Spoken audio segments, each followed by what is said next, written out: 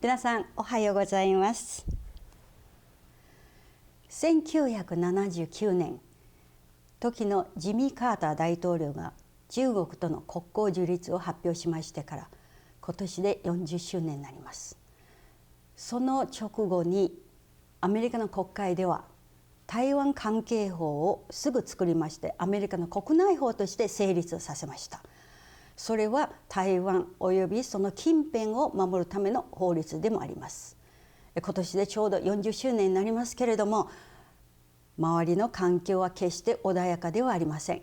今日はですね、ワシントン DC からこちらの方へ台湾関係法について講演にいらっしゃいますコーエン・ブラウさんにスタジオの方へお越しいただきまして、その台湾関係法、アメリカの作った台湾関係法と日本は台湾関係法は作るんでしょうかというお話、そしてオランダ、スペイン、台湾、日本、過去の歴史から今日までのいきさつ、いろいろお話を伺いたいと思います。Mr. ブラウさん、Thank you. Nice to meet you. どうもありがとう。日本語上手ですね。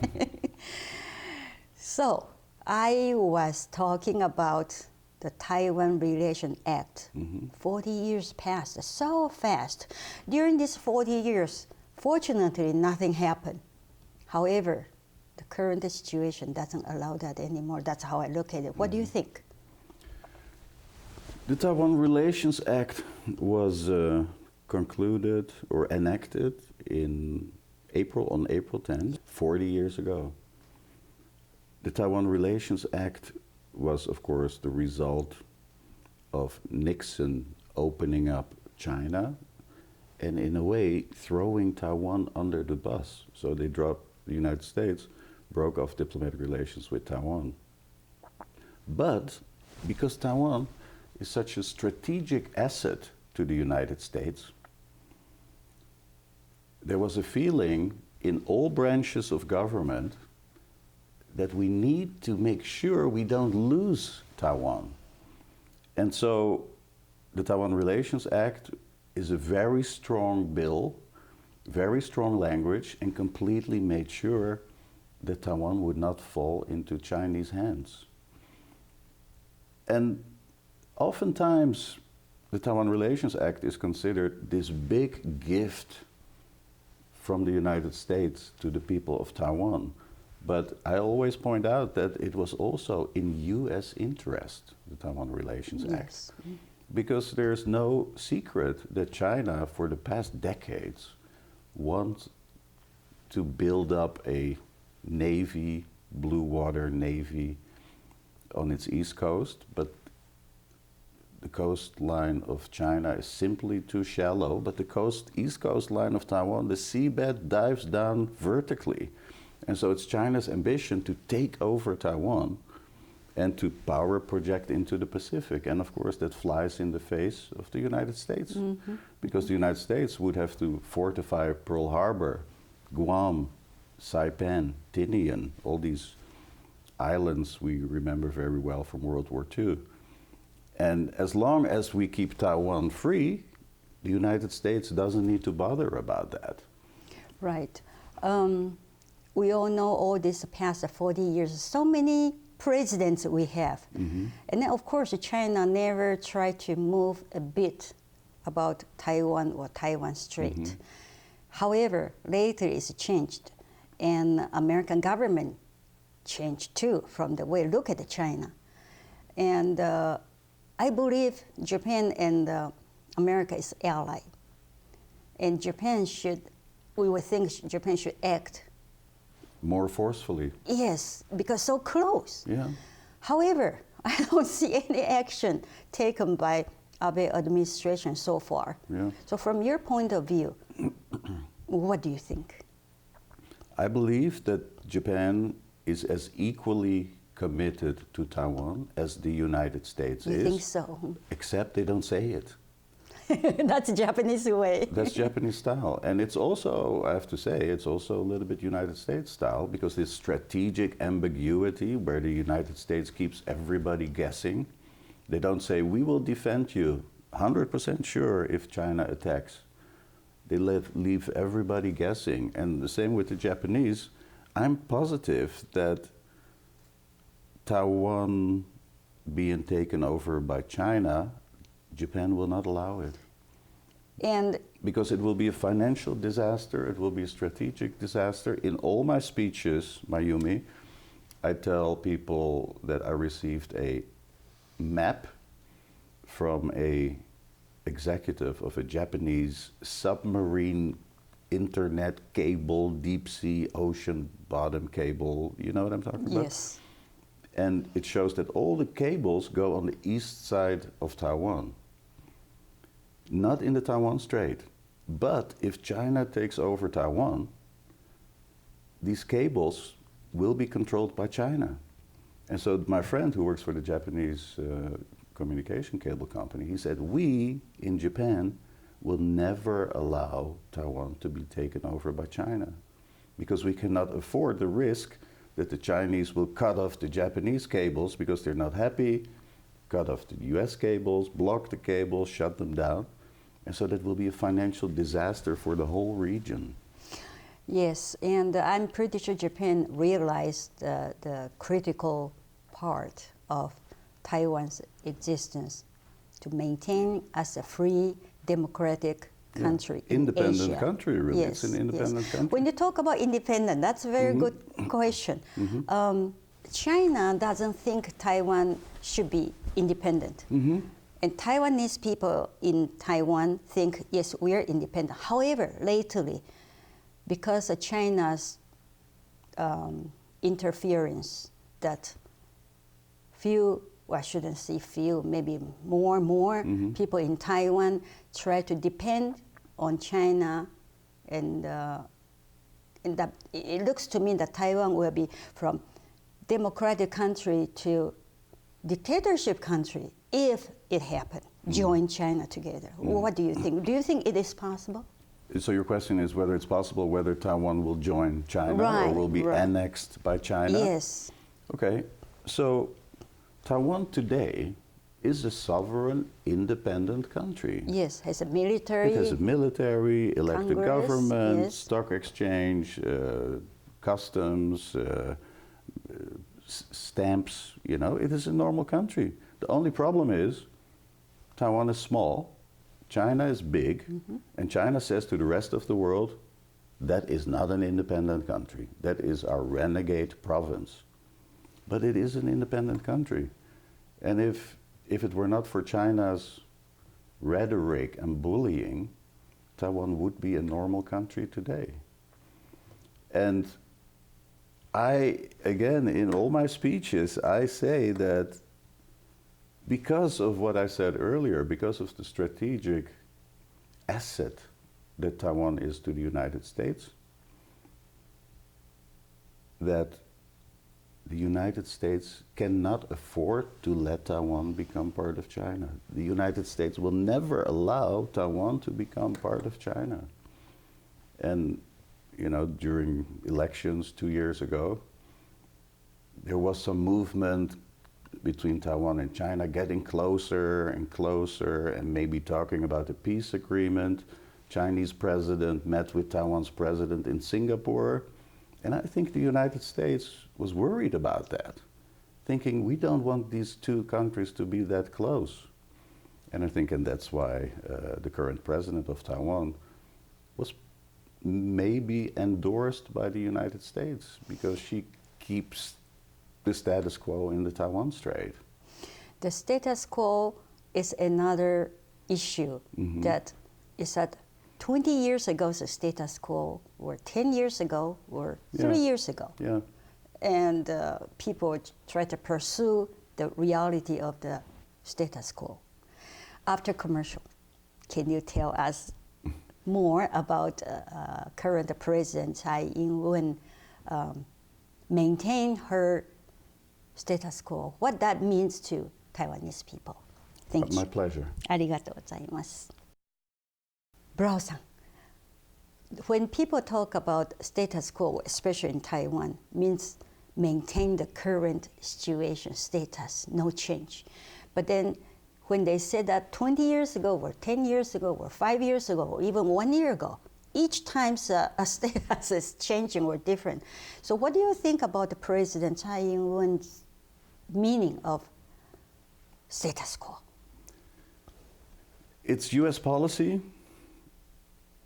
to say that the future of Taiwan should be determined peacefully. Yes. And with the express consent of the people of Taiwan. Yes.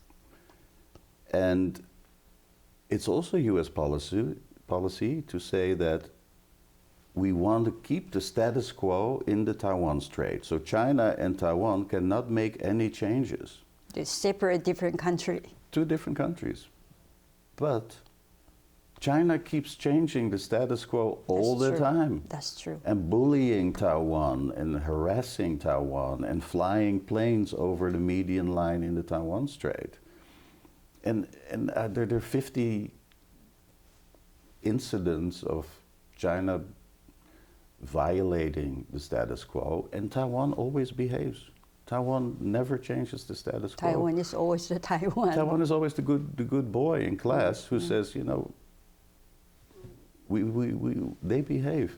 And so I think we at my organization are trying to get some, like Mike Pompeo, the Secretary of State, to say that China keeps violating the status quo, they should stop.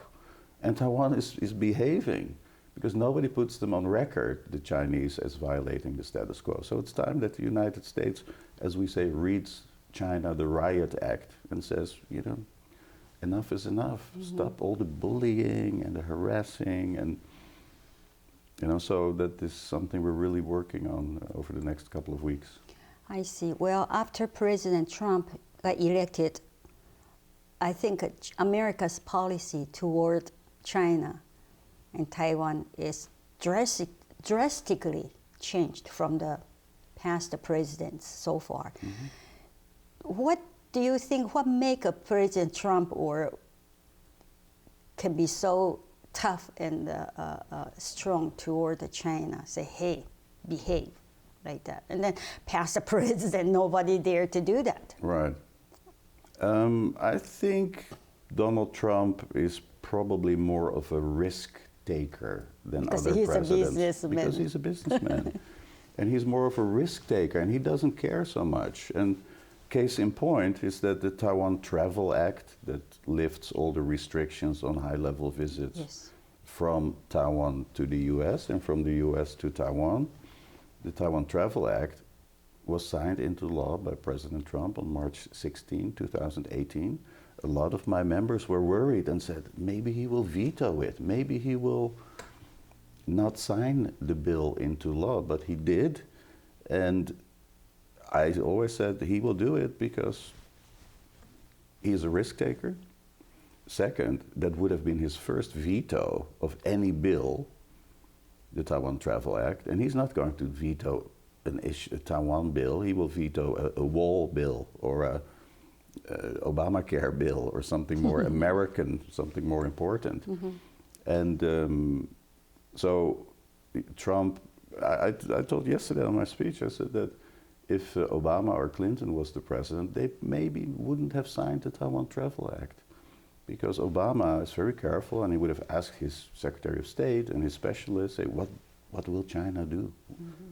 Are we concerned about it? Hillary Clinton famously said, you should not pick a fight with your banker, meaning China.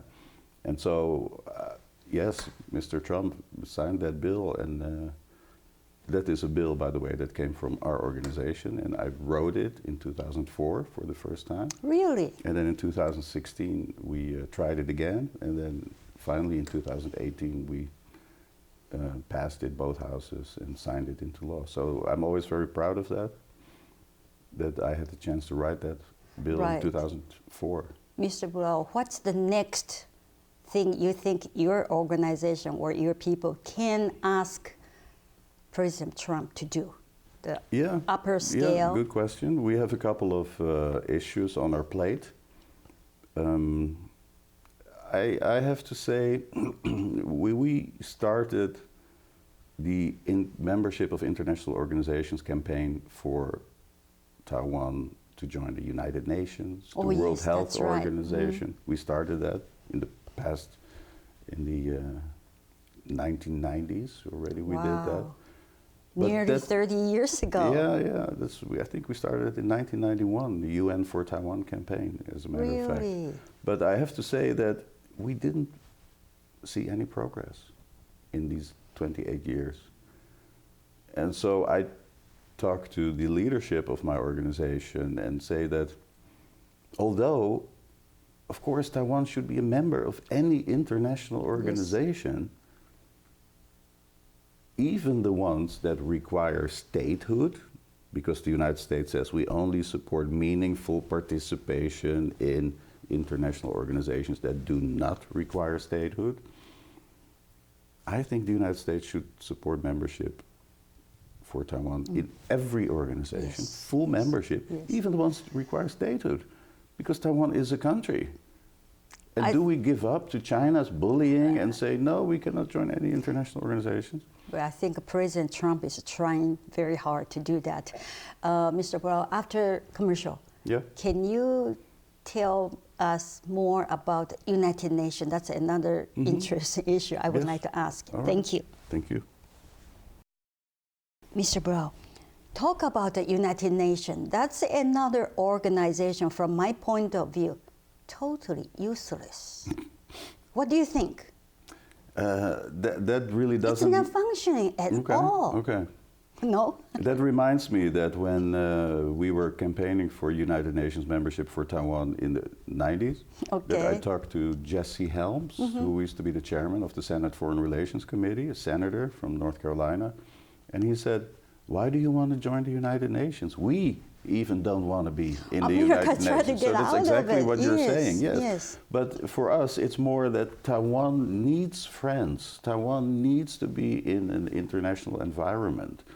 And so we always felt also to help make Taiwan a normal country, or a more normal country, that Taiwan needs to join these international organizations. Taiwan cannot do this alone. Taiwan cannot be completely lonely and isolated, orphan in the international community. I think especially WHO, health is more important. That is exactly the way we thought about it. Yes, but that's belong to underneath the United Nations, right? Yes. You have to be their member first in order to join the WHO. No, you can do it. Can be both ways. No. Okay. But so when we did the UN campaign, we've got some bad responses from members of Congress. Say, why do you want to do that? And so we said we need a functional organization like health.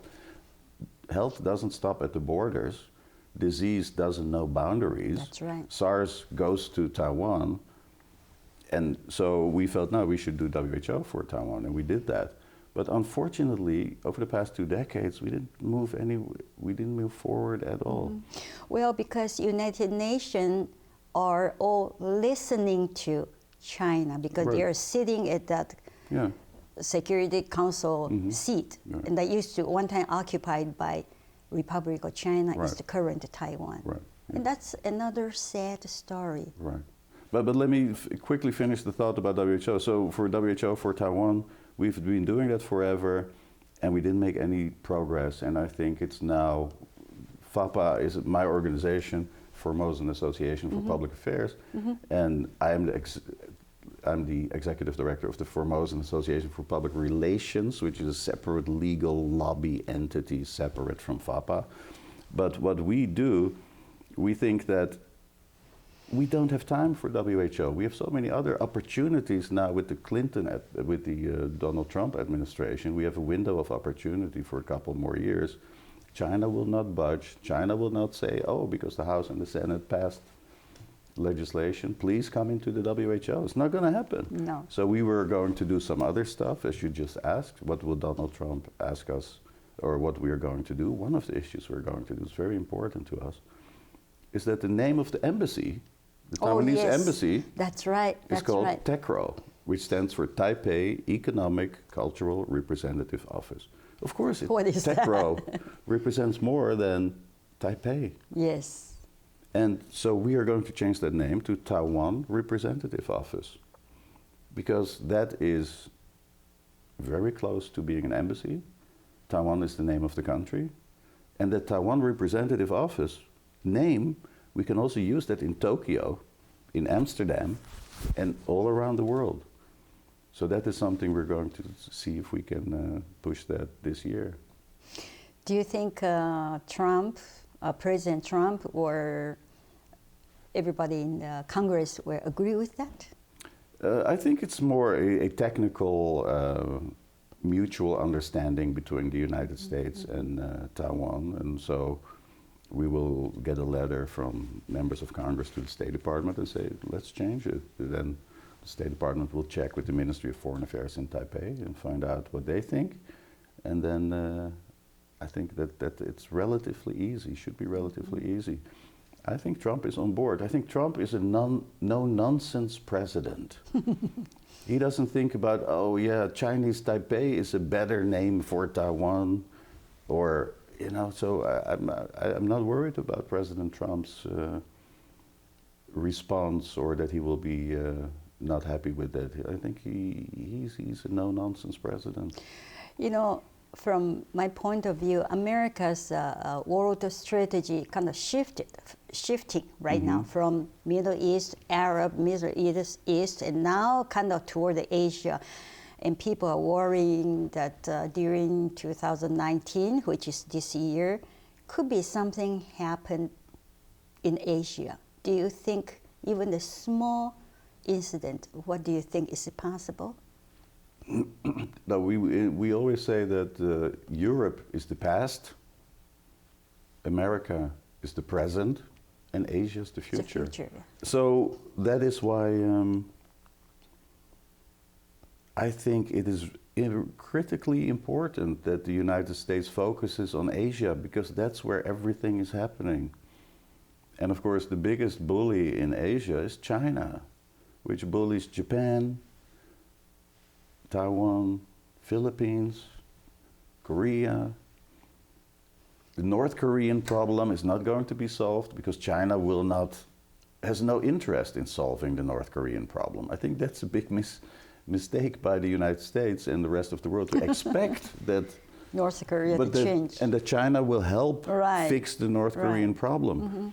Because if the North Korean problem is fixed, then China loses leverage, which is true, on the United States.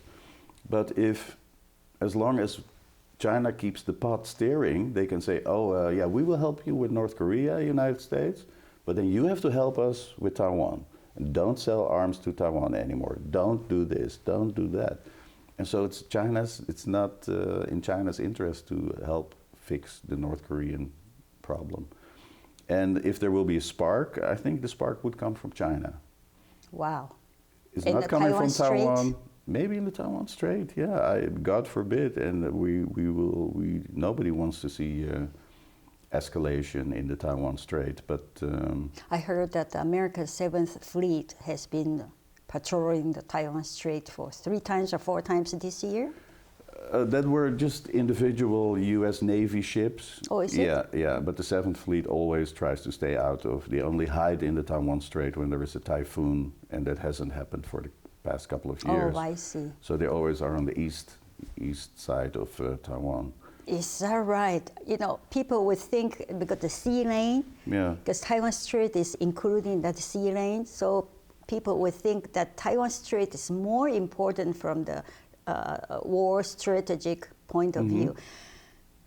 Very few, including myself, thought about the East Coast. The east coast of Taiwan. Taiwan, yes. Yeah. Now, you're absolutely right. The Taiwan Strait is one of the most important sea lanes in the world. There's Japanese cargo, Korean tankers, American vessels. Everybody pass by. Right. And again, that is extra reason why the United States wants to keep Taiwan out of China's hands. Because imagine if the Taiwan Strait becomes China's territorial waters, that means that affect everybody in the country, in the world. And China will be able to say, okay, we don't want Americans today because we're fighting a trade war with the United States. Or we don't want the Japanese because we're not happy with whatever. And so these are all palatable reasons why I believe that the United States, again, will never give up Taiwan, because it's too critical, and the Taiwanese people should feel lucky about that, that they are blessed with that, exactly, that little space. Isn't that true? On the edge of all these tectonic plates. It's the same size as Holland, by the way. It's a very small country, and the same size as Maryland and Delaware combined. But I always tell the people of Taiwan, say, don't worry about being sold out to China. The United States will never let it happen. Just fix your own internal problems and speak with one voice and tell the world, the rest of the world, we don't want to accept the notion that China says, you join us, we take away half of your freedoms, and we will live happily ever after. That's what China says to Taiwan. And of course, people of Taiwan are not excited about that. No. They've fought for decades to become the free democracy that they are today, and they need to keep it, and they want to keep it. Good. But they have to speak out with one voice and say, we don't want to become part of China. Exactly. Mr. Blaauw, next week, can you tell me more the history about your country and Taiwan and Japan and everything that's surrounding area, and I would appreciate very much. But this week, my pleasure. I would like to thank you so much for the current international situation about Taiwan, Japan, and America. Thank you very much. どういたしまして。ありがとうございます。